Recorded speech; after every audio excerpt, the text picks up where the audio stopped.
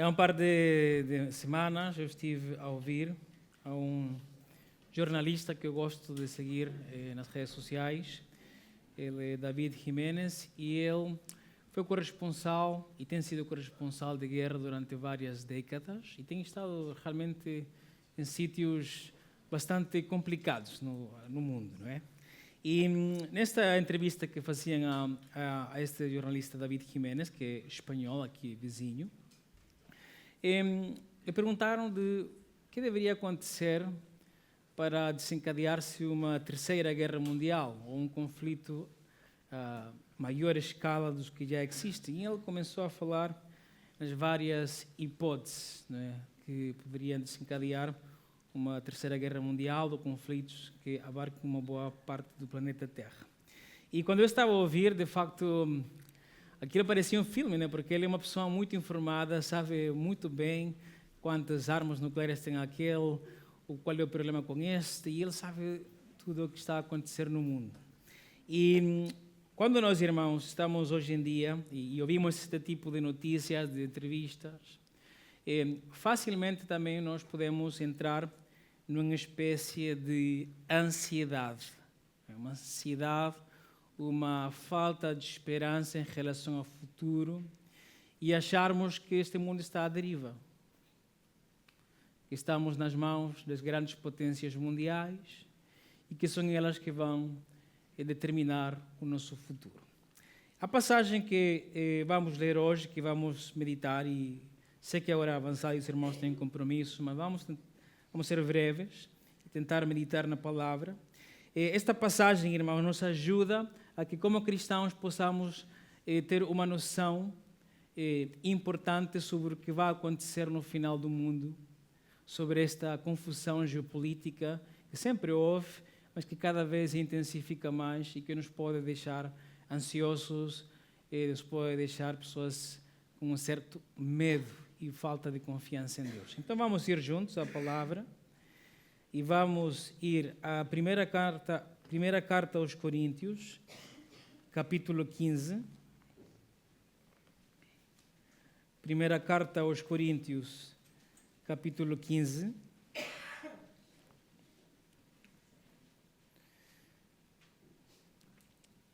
E vamos ler versículos 23 ao versículo 28. Eu vou ler na tradução de Almeida Revista e Corrigida, para ter algumas diferenças com outros irmãos.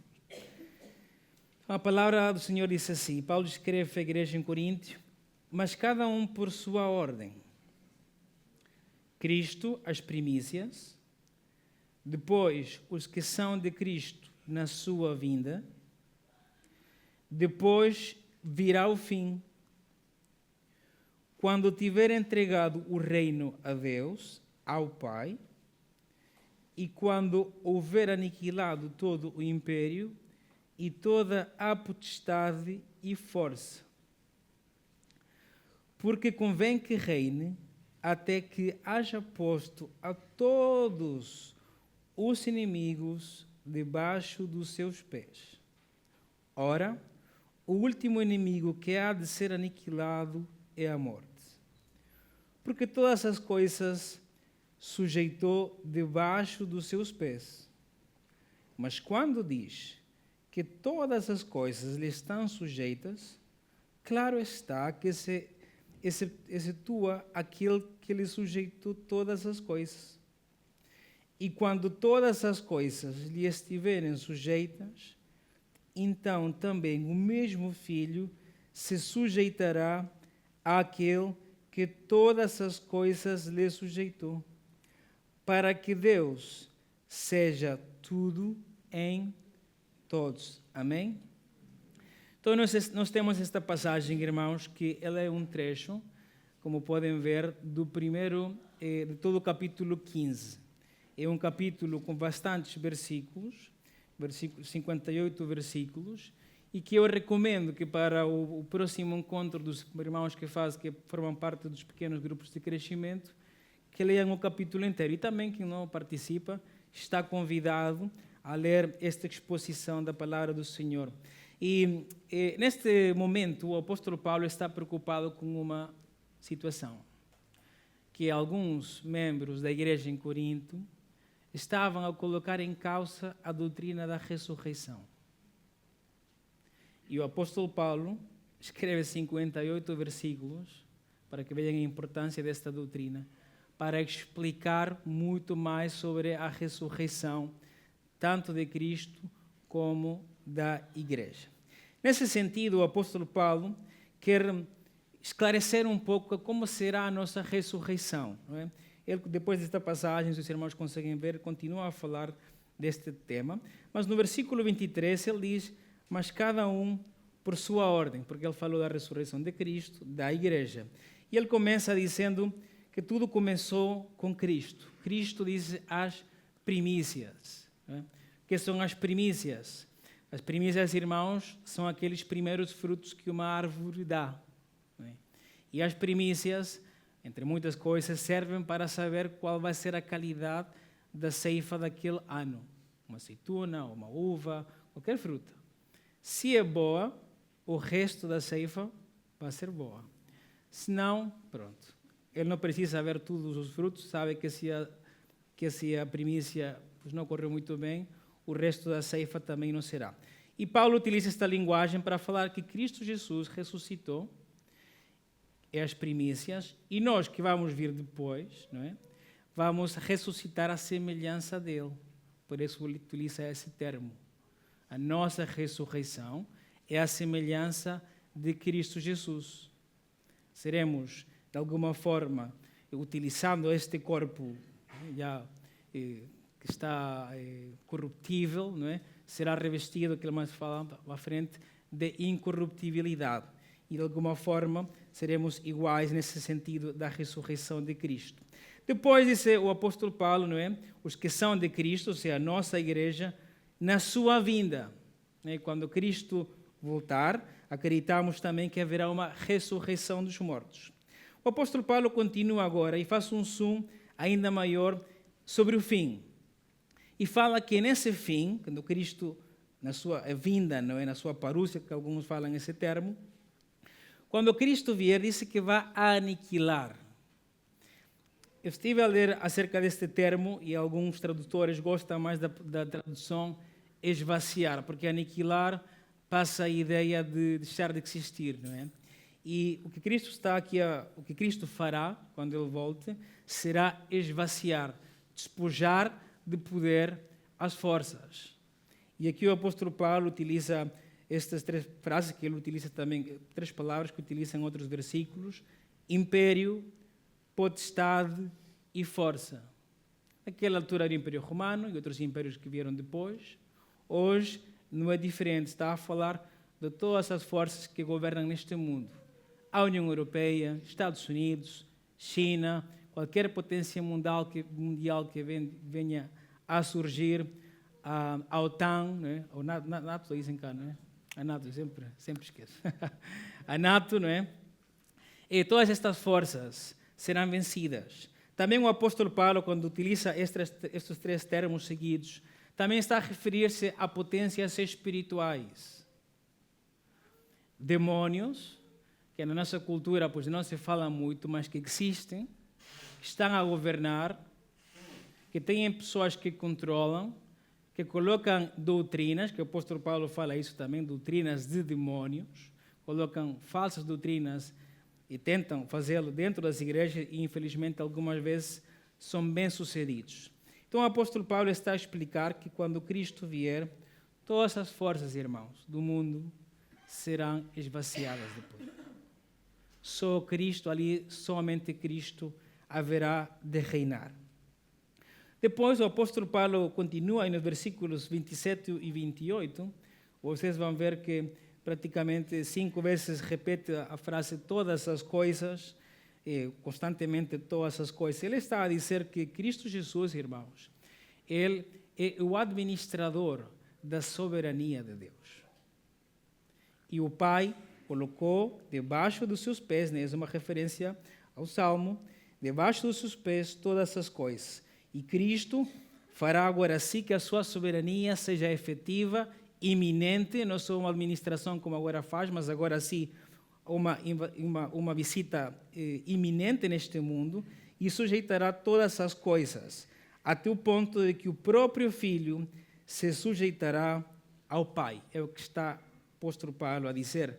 E nesse momento, que Deus seja tudo em todos. Né? Alguns entendem que este é um retorno a Gênesis 1, quando o Pai tinha pleno controle de absolutamente tudo.